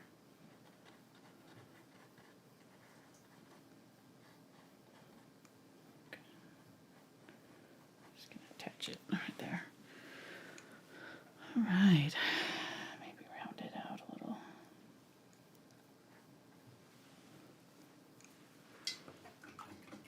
Yeah, so now we can just pepper it in with these little sea holly. Before I do that, though, I'm going to go ahead and glaze this because I may put the, in case something goes in front of that, I'm going to use the burnt umber and a little bit of that black, and I'm going to glaze over those stems. And now they've disappeared down into our vase, just as easy as that. And you can see how that glaze is so nice because you can still see them, but they're dark. And if they're not disappearing right here, if you can still see the line, you can go back in again and just do your black right, right down. I'm going to come up with this a little bit right here too. Glaze on top of the bowl there too. Okay. And we can glaze on our vase as well. So remember I mentioned that I might want to do some brown on here, so I can just use a little bit of the burnt sienna and yellow oxide color. They're both kind of opaque colors though, so I'm gonna have to make sure I use a lot of glaze and not very much color on my brush. So wipe most of it out. I'm just going to very lightly, almost dry brush with the glaze. And you can see it's just going to add just a tint of yellow there. Okay. Probably would have done my opening a little bit smaller maybe in hindsight, but it is what it is. Okay, and then I can use my glaze here if I need to, darken up, or if I have any transition issues, especially around the sides. It can be really helpful to use glaze, and especially if it's the same color as your background color, then it's like really easy to use it, because then you can just make it kind of go off the end of the earth there, smooth out any issues. I'm gonna maybe get a little bit of that glaze and just use it right there on that lip, where it kind of pinches in a little bit. Maybe a little right here.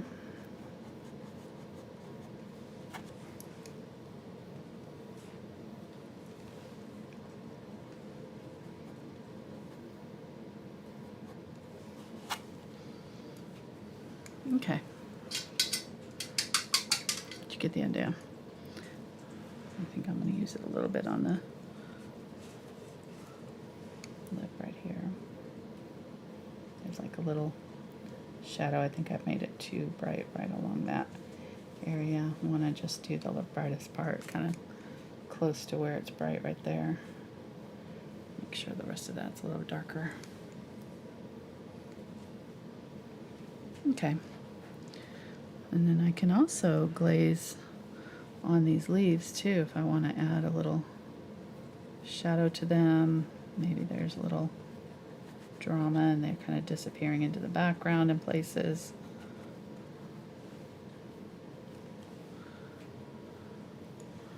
Okay. I'm going to use my paper towel here and wipe off all of my chalk so that I can see where my lines are. So they're getting all mixed up with what I've already painted. Okay. Probably just paint. I just wiped off all that glaze that I just did on the leaves, so I might put that back in.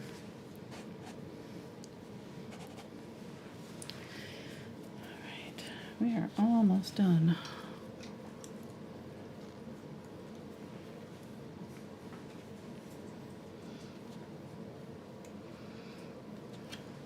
Let me go back to this round brush here in my color.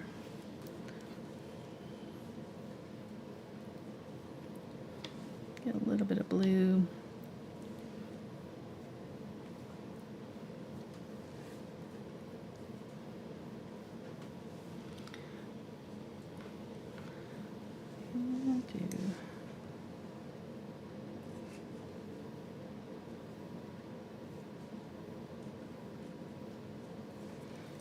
Oops.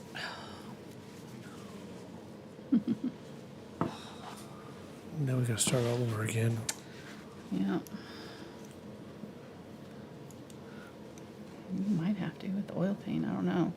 That'd probably be a disaster with oil paint. Yeah. Because it doesn't dry so fast.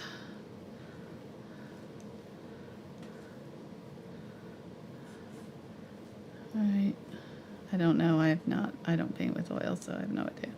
Just guessing. That wouldn't be good from what I know. Which is not much. Not much from experience, at least. Okay.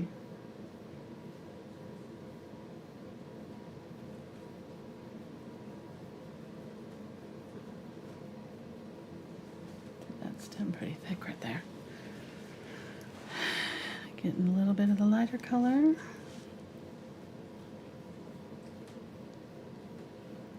I mean, if they're live, they have these little spiky things that go along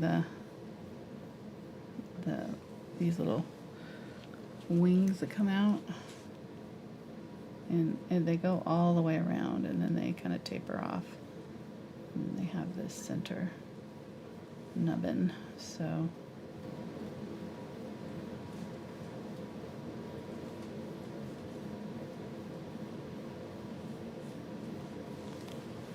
gonna get a little bit darker, and like right where it goes down into the center there, I want it darker. Get a little bit of the ultramarine blue and burnt umber right there. I just want it to be darker, so I want the lighter color all the way around that, and then right where that center part comes out, just a little bit darker.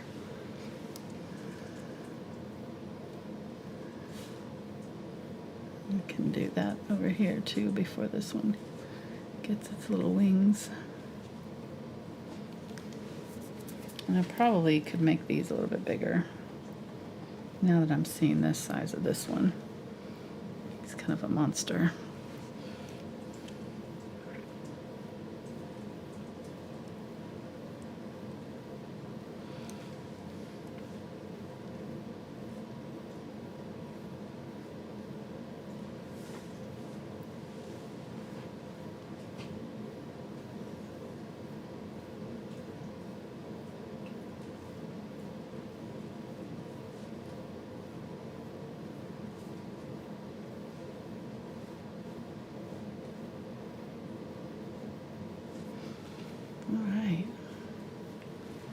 Fun. Could also do some, I thought about doing some celosia too. That's another dried flower that I like to do. They're those long, these ones here. And if you ever want 1,000,000 celosia, plant one, and the next year you will have them take over every single bed and the ground, everything around where you planted it. And even when you cut back 99% of them, you'll still have 12 plants left. Like, we thought we killed them all because I did not want to deal with them again. I had, think, 3 plants last year. Oh my gosh. I mean, it was literally a forest. Yeah. Literally carpeted like grass underneath them on the mulch where it's not supposed to grow anything. It is tenacious. So, but that might be a nice little like thing to taper in here. They dry really well. They're really pretty when they're dry. I mean, they're really pretty when they're alive. They just are invasive, so be careful. Mm-hmm. Warning to my fellow gardeners. I did not know that. I would not have planted them. Where I did, at least. I might have planted them off to the side where they couldn't get into so much mischief.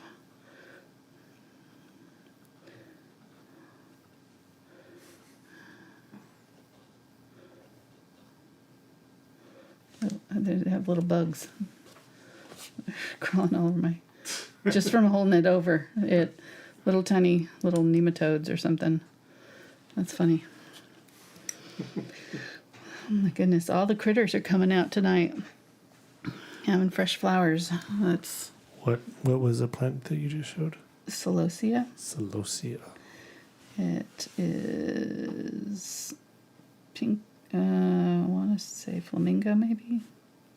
Can't remember the variety. There's a lot of different color combos. I got mine from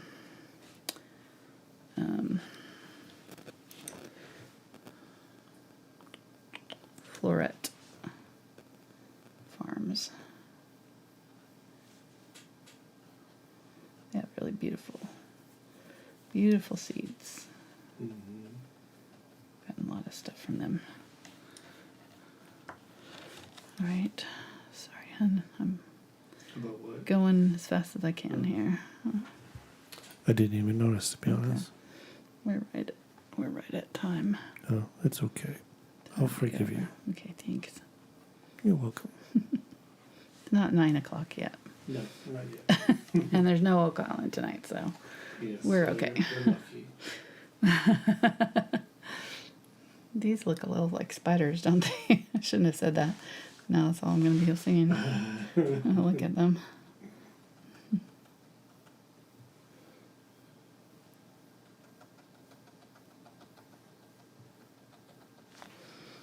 A little bit of blue. And so what we can do, you know, you can even just like paint these with gray and black and white, you know, and then you can glaze color on them. So that's a technique. I don't know the French name. It's like grisaille or something like that.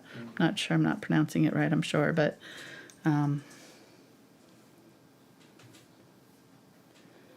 it's an interesting, it's a long, you know, long history in oil painting, especially doing that to add your color at the end after you get your values, you know. That way you get your values just right. I feel like I'm not really painting these very good. Take your time.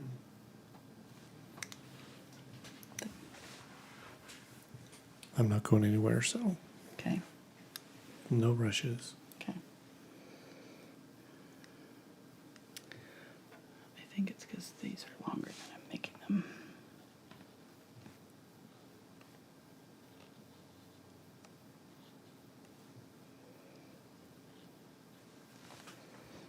Okay. So there's 6 there. I want to do one more just so that I have an odd number. So I'll probably do one kind of in the middle here and kind of overlap my leaf.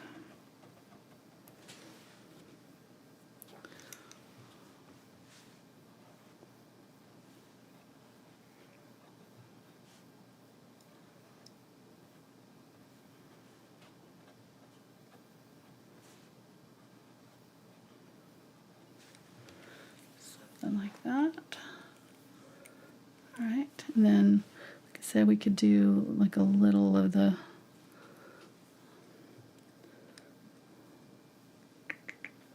got a couple of stems out here. I'm just wondering if I want to do a couple little celosia type of leaf.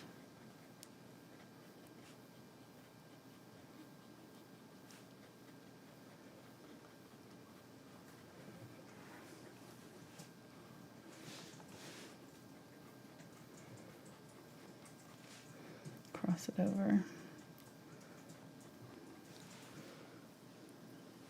These are really easy because I can just kind of leave the black to create the value. And that's one of the things that I like about painting on black is it's like wherever you kind of skim and leave like a mid-tone color, you leave a mid-tone color, and then you don't have to really paint your mid-tone in. You can just let the canvas do the work for you, and then you end up with, you can go back in and then with your final layer add a little bit more white maybe and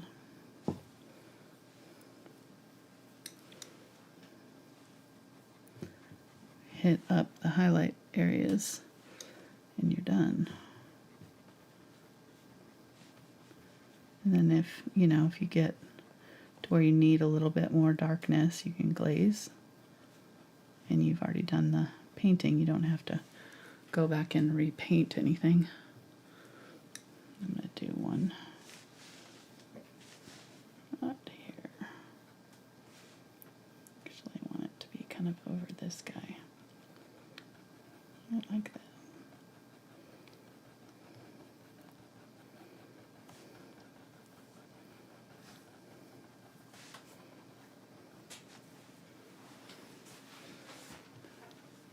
Yeah, that's nice. It's kind of a nice little trio of different shapes and colors.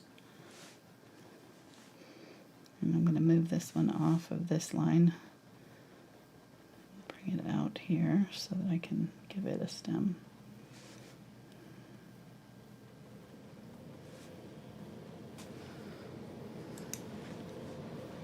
And I'm not going to bring that stem too far down.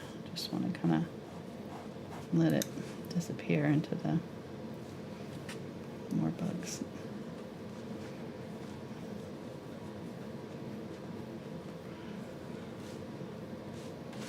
I can get a gray, like a brownish color since I've already glazed.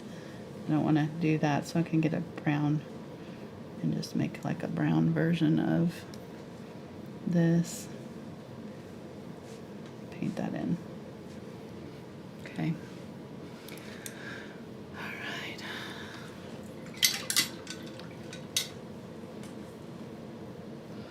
Get some ultramarine blue. Tap some of that in. Just add a little color. They're already kind of slightly colored blue, but you can kind of get a little bit more if you want. You can glaze with it to really add a lot more blue, like, you know, depends on how bright you went with your light values on this, but you could go in and add yellow. You could add whatever. In fact, I do want to add a little bit of yellow because we've got this yellow over here, so I want to add it. Maybe I'll add it to my celosia here, and you can see how it'll kind of unify our colors. This is a very 90s color scheme now that I think about it. I had these colors when I was, these gold, burgundy and wine, burgundy and navy blue. I also had the forest green. So, you know, it's hitting all the 90s vibes for me. I didn't think about that when I picked this color scheme, but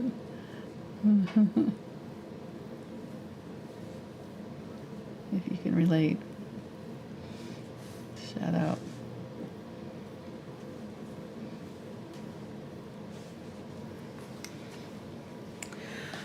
All right. I think we're pretty much done here.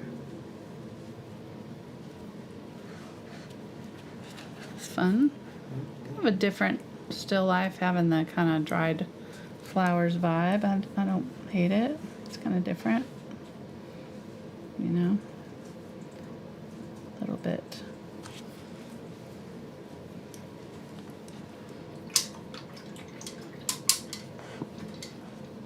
Well, I do like the addition of the other leaves, though. I think I like it better than... It kind of was a jumbled mess, and I couldn't really make out any individual flowers in my photograph, you know, in my dried flower arrangement that I have. So it makes me think I probably need to take some of them out just to give it some room, you know, or maybe take some of these leaves from this arrangement and put them in, because this looks pretty good. It gave me an idea. All right, I think that's about it. I might, one thing I might do is just like right down here where this is disappearing, I might add just a little bit of a lighter color, not too light, like somewhere in between these two. Just the slightest little bounced highlight. And I'm gonna turn it so I can see what I'm doing and hit it just right. Go right along that edge there. You can see how it just kind of barely visible.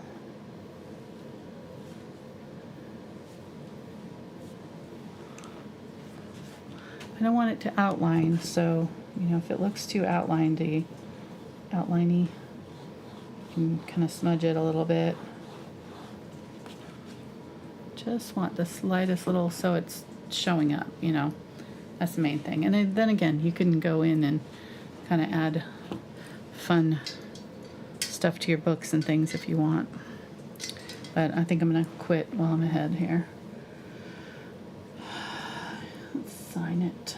Let's see what we want. I want a darkish color to sign it. I might use my blue. Super chat. What? Super chat. Nice. Yes, Awesome. we had 2 super chatters What? today. Yes. The first one is from our friend Laura. Thank you, Laura. Wow. Brighten us days and bring us so much joy in difficult times. Oh, thank you so much. That's Wow. awesome. That, Did you guys brighten our day? yes. And then the second one was from our Just a friend big Nancy. thank you, Angela and Mark. Love it when you use the darker, more muted palettes. Oh, thank you, Nancy. Thank you very much. I'm glad you like this one. Very cool. Oh, yeah, before we go, I wanted to show you. We got some mail in. So show these first. Okay. Because Michael's moving to some higher ground. Michael's moving to higher ground. Yeah, What's going on? Hawaii's under a tsunami warning. No. Yeah, there was Oh, an gosh. 8.7 earthquake off the coast of Russia, No. and so he's moving to higher ground. Okay, and Michael, stuff, be so, safe. Oh yeah. my gosh, that's scary. Wow. Oh yeah, prayers to them. Whoa, I'm about to cry. Yeah, Michael sends us gift packages from Hawaii all the time. He's amazing. He always sends us tea and coffee, and I'm looking forward to trying this Tika Ba. Tika Kaba Jabo. I can't. Can't.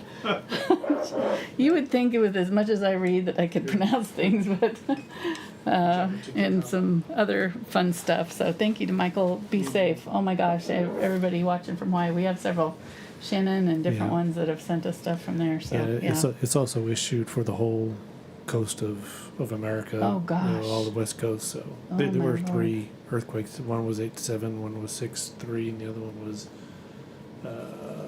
Eight? You said no, 8.7? 8.7, yes. Oh my God. It's huge, yeah. And in that same area, shortly after, there were 2 more above 6. So, Oh Lord, please save. the whole- Gosh. so- Prayers going out to you guys affected. Oh my gosh, that's scary. Whew. All right. And also wanted to show you, before I go real quick. Oh, I'm going to cry. Julia Villacourt sent me gorgeous, know. I mean, so Necklace, sweet. earrings. Yeah, earrings with flowers. Isn't that sweet? So thank you, Julia. That was really, really special.